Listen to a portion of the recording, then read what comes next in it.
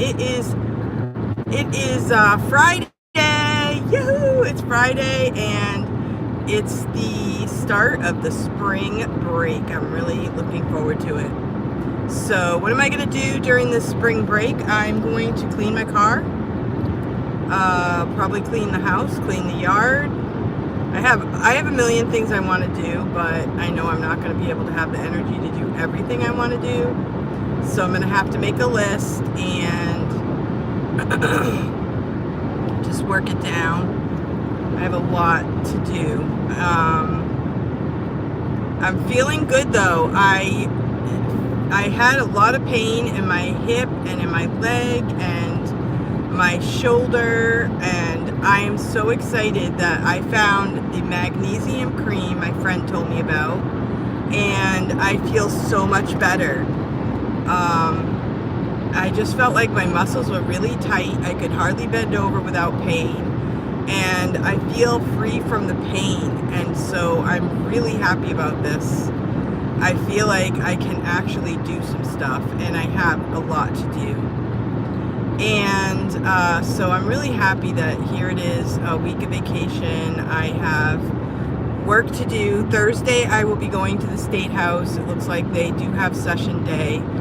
There's some hard things coming up in the State House in New Hampshire, and this is where it gets difficult. You know, the first day we had a bunch of easy bills, and you can kind of, be light about it, not going to change the world. But now it's getting down to the wire with some really hard decisions, and I want to go along with the majority, but on the other hand, there are some things I have to really work through in my own mind, because I didn't go there just to go along with everyone. But on the other hand, we got to stick together if we want to win certain really hard things. So anyway, I'm a teacher and I love to teach, and I'm making a YouTube video just to kind of record my events as a teacher and I'm a mom of 13, and tonight I will be going home to no kids because my boys have things to do, and they are, living their best life, I guess. So you got to kind of let go in a way, and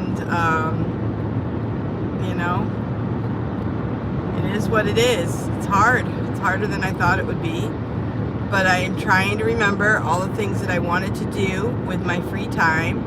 Hello. Thank you for coming to my video. Yes, I'm a grandma.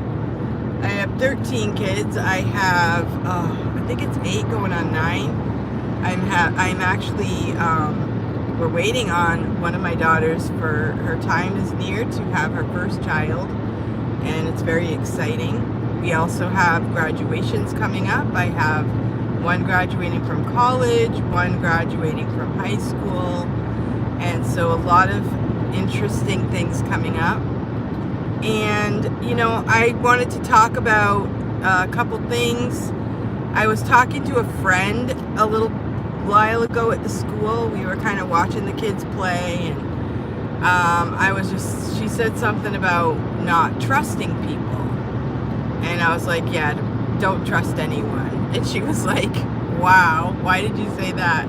She said, I don't trust anyone. I learned not to. And I said, yeah. You learn not to trust people, but does that mean that you don't love people? No.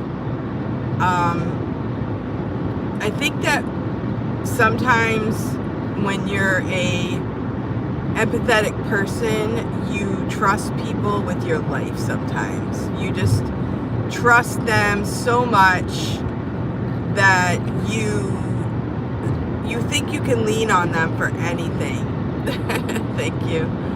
And yeah, happy Friday. Hey, Nifty 50. So I was talking to my friend, and she told me that she doesn't trust anyone, and I said, yeah, don't trust anyone. And when I thought about it, it's actually not a bad thing. You need to be strong enough yourself to withstand anything, because really, in this world, when you get married even, you know, you want to trust that person implicitly, but that person is a whole different person than you are. Like, a male gender person thinks differently than a female gender person. So when you get married, you're the only woman in that family. You're the only one that knows what you're going through from a female perspective.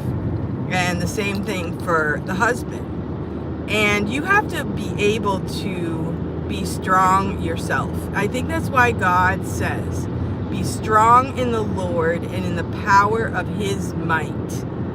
Because we have to ultimately rely on him. We can't trust someone else to be there for us all the time.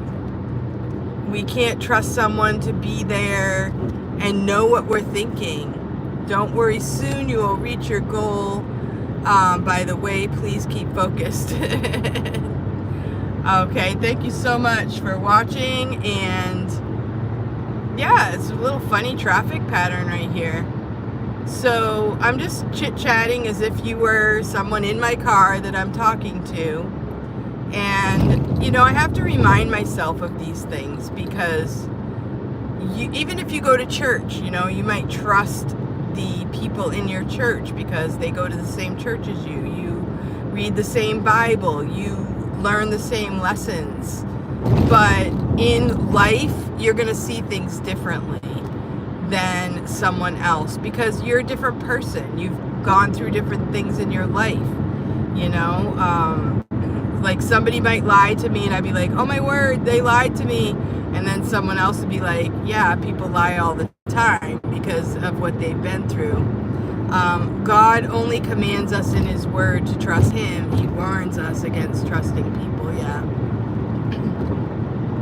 But we still do it. Like, we become friends with people and then we think, oh, they're never gonna, you know, do anything to hurt me or whatever. And they do. You know, they do things that hurt me, and it's devastating depending on how close you are to the person. But ultimately, we have to let people be people, and they make their choices based on what they believe, what they're experiencing at the time, and we have to just let go and not take offense to what other people do.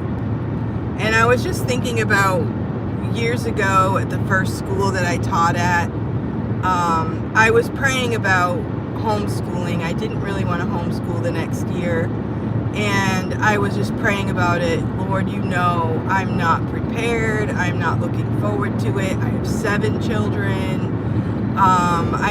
Something in me was saying, I don't want to do this. And I was praying about it. And then I found out there's a school not far from me that wanted me to come and teach, and they would do like an even Steven deal. Like, you come teach for us and your kids could come here to school for free. And I thought, sold. Like, you know, I'll do whatever it is. Like, I can teach anything. I have 13 kids. I have a college degree. And what they needed was a teacher for 1st, 2nd, and 3rd grade combination class. And I was like, okay, this is God's will for me. I'm going to do it. And it was hard because I had never done, you know, 3 grades like that. I had never done the curriculum that we were doing. And I had only taught my own kids, and it was a little different teaching school, you know, full days. But it was so much of a relief to be with other adults. I mean, it was like heaven. Going to school, my kids would go disperse into their classes, and we all had teachers. I had a schedule. I had other adults to talk to. I mean, it was like heaven, I'm telling you right now. And people would say, how did you do it? You know, 7 children and get them all ready to go.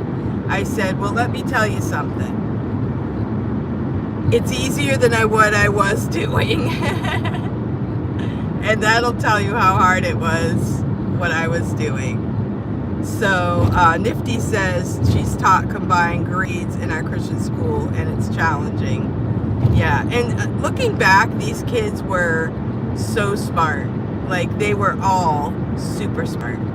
So that was good. I didn't have any remedial students other than one of my kids had a hard time reading. But for the most part, everybody was amazing. And they followed the schedule. They were smart. I mean, they were a little rambunctious. They would fight for first in line, stuff like that. They were kids with energy. But learning was a piece of cake. They were all like straight A's in math. They did all their work. They were amazing kids. And so I loved it. But when I got hired, within a month, the guy who hired me, he was the pastor, he resigned. He was a younger guy, but he decided he was going to leave that church and go to a different church. And he didn't even tell me after he hired me. So that was pretty disappointing, you know? I was like, what? So we held it together. We worked hard, me, the teachers. We weathered the storm of no pastor for a while. Then we got a new pastor, and that pastor was pretty good. We had some experiences with him. And then after about a year or so, some bad things happened in the church, and that guy left. And it was just a whole bunch of disappointing stuff. But I loved the school, I loved the teachers, and I wanted to stay there, but then it turned out, instead of the even Steven deal, they had to charge me for the books, and I had to buy all the books brand new. So that meant that I owed $3,000 at the beginning of the third year that I went to school there. So I tried to pay that off monthly, but remember, I wasn't getting paid. I was paying to go there. I was paying for gas. I was paying for all my kids' stuff. But then I had to pay over and above that, so that meant I needed another job. So it turned out I had to leave that school, and I found another school that actually paid me money so that I could, pay off the other school. And so then I ended up working Pampered Chef and making extra money on my own so that I could pay for all the extras, because I wasn't really getting paid that much. I was getting paid like, I don't know, $100 every couple weeks or something. Just enough for gas.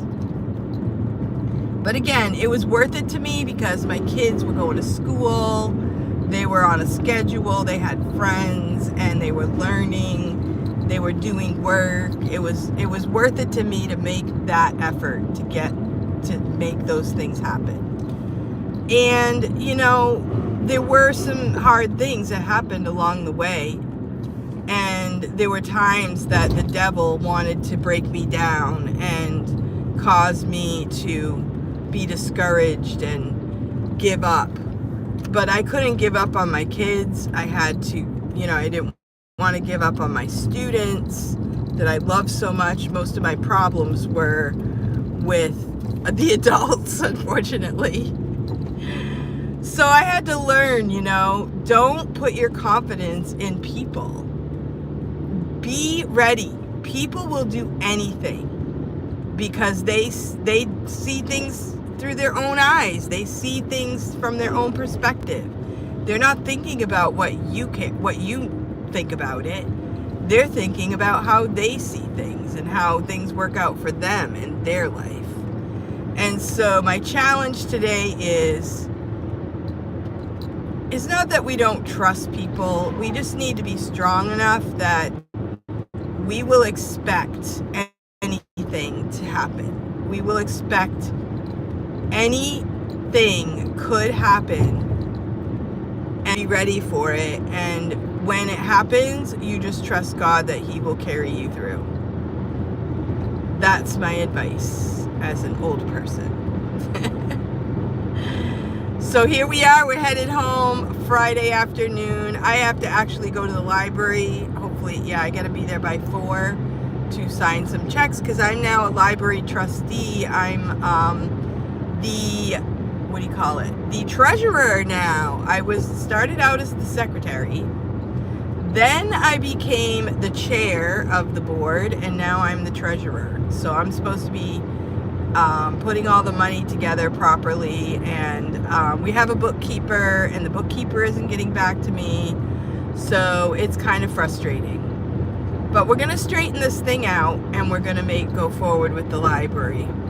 So true. It's hard to see things from another's perspective and to look out for their interests. Yeah, and I've learned that, some people will put themselves aside and do for you, but very rarely. Very rarely. And I feel like, in honesty, I feel like my husband sometimes he will give up anything for someone else, and then they just slap him in the face. And then they just like, we don't care about you. You're done. You're canceled. And so, where's the balance? You give everything to someone.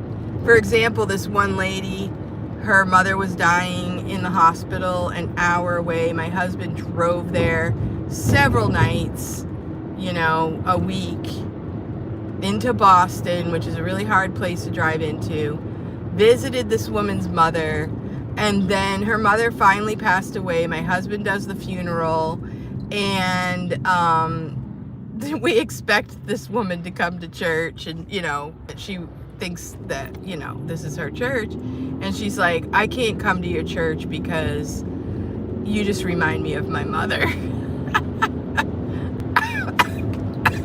I was like, are you kidding me right now? After all he has done for you? I mean, you either have to laugh or cry, because people are just unbelievable. So be strong in the Lord, in the power of his might. And it's you and God, just like David and Goliath. You and God, and trust him to get you through. And he'll give you friends along the way, but just don't be surprised when the rug gets pulled out from under you. Just trust God. He'll get you through. You're going to grow. You're going to learn. And it's going to be okay. God is still with you. Well, I'm going to sign off because I'm going to lose my signal in a minute, because right when I turn, I lose signal. And I will see you in the next video. I hope you like this advice. Let me know if you have any advice in the comments, and I'll be glad to read all of your comments. Thanks. Have a great night.